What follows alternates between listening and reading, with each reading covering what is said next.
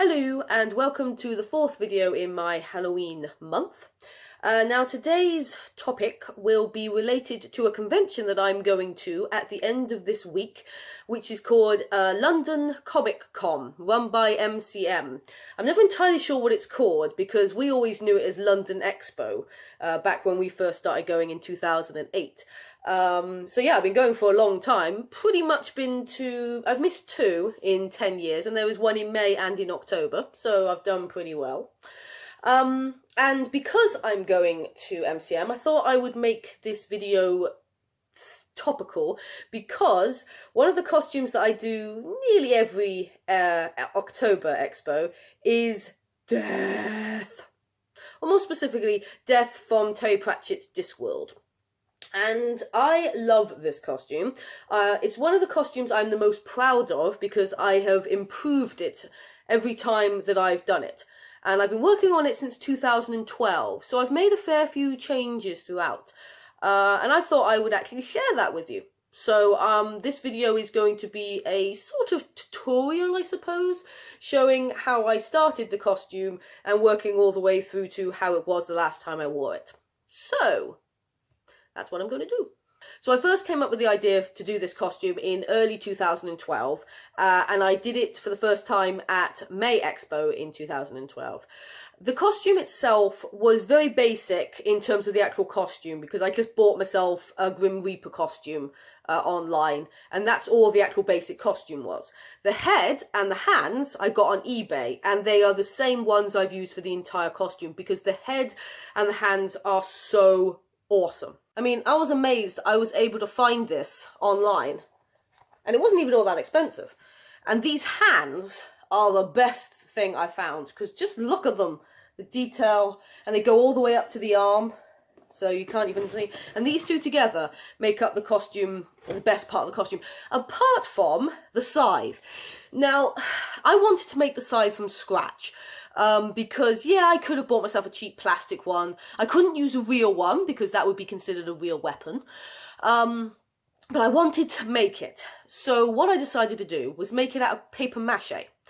So first thing I did, I got just some wrapping paper tubes, and I put them all together, sort of some of them shoved into each other to sort of make the right height. And then I manipulated them to get the right shape. And then just paper mache them. Lots and lots of rolls of paper mache until I thought they were the right thickness. And for the handles, I just used toilet rolls, basically, and paper mache them to the actual structure. And I've got some pictures of what that looked like because I took some pictures as I was making it. And I sang death, death, devil, devil, devil, devil, evil, evil, evil, evil songs. Hell, you know that's how I get along. The world is full of tragedy, so how can it be wrong? Singing death, death, death, death, devil, devil, evil, evil songs.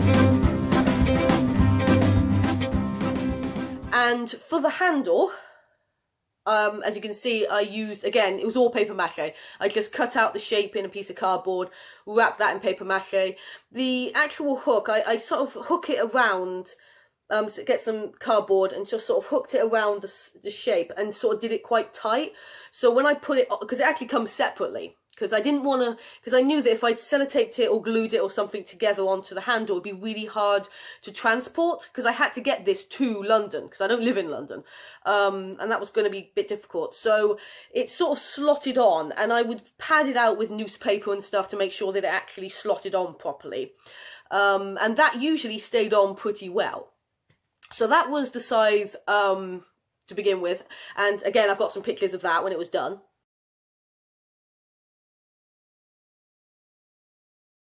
And I was so happy with this prop. This is the best thing I've ever made. I was so proud of how it came out. Unfortunately, it broke the first time I took it out. Yeah, it didn't last very long. And I even had the costume also had a a sand timer, which was pretty cool. And I've got a picture of me holding it.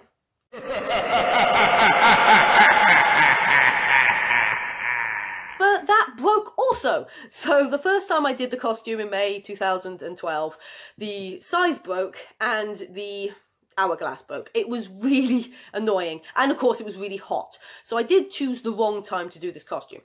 However, I obviously decided to try it again in October when it was going to be cooler. To improve the scythe stability, I got just like a wooden handle from a broom. I sort of broke it in half, shoved it inside, and paper mache'd it together, and that gave it a lot more strength, so it didn't break. So in October, it didn't break at all. And from there on, a lot of the costume was all little bits that I improved on. Like I said, like the head and the hands I didn't do anything with. But I did try and make myself a Death of Rats, because I thought that would be a really cool accessory to have. So I actually tried making one out of Fimo, little pipe cleaners, and just bits of material. And I don't have many pictures of that, but here's one.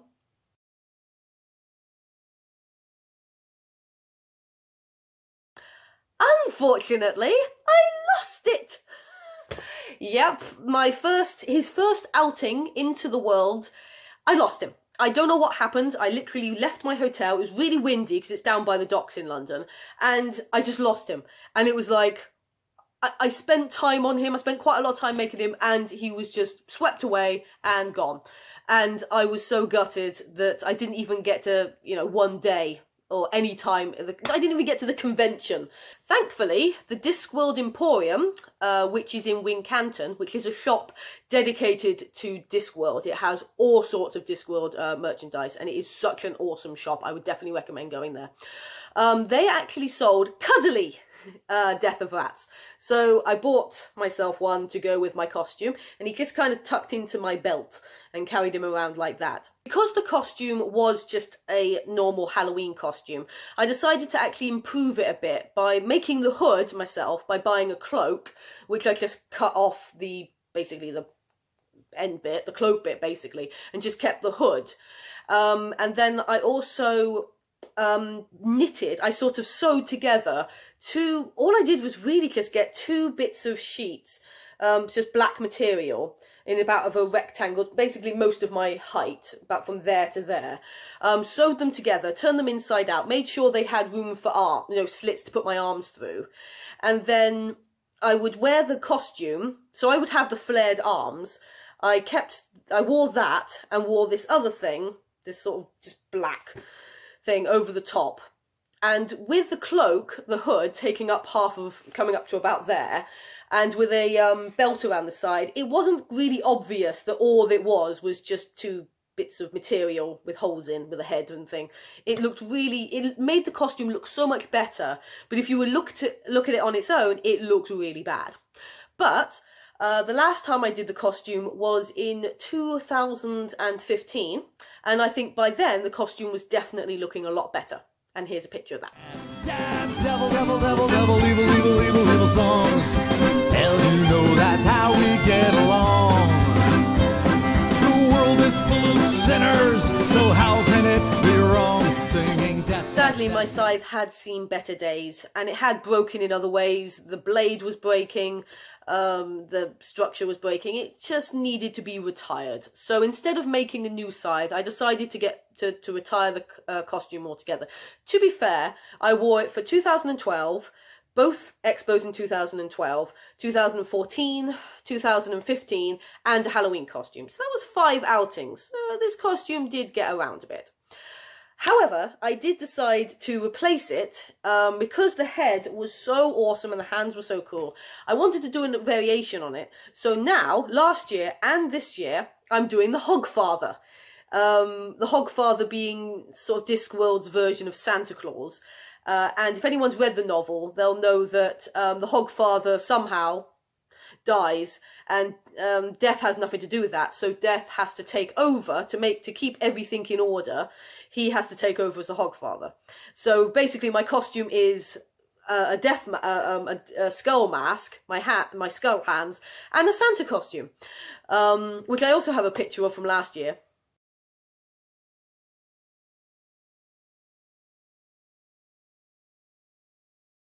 And yes, I did get mistaken for Jack Skellington once or twice. I don't know how. But this year I've decided to actually make the costume because again, that was just a Santa costume. There was a cheap one. I made the cloak. I'm very pleased with that cloak. But the rest of it was just a Santa costume. So this year I'm actually making my own Santa suit, which I think matches the cloak and looks so much better.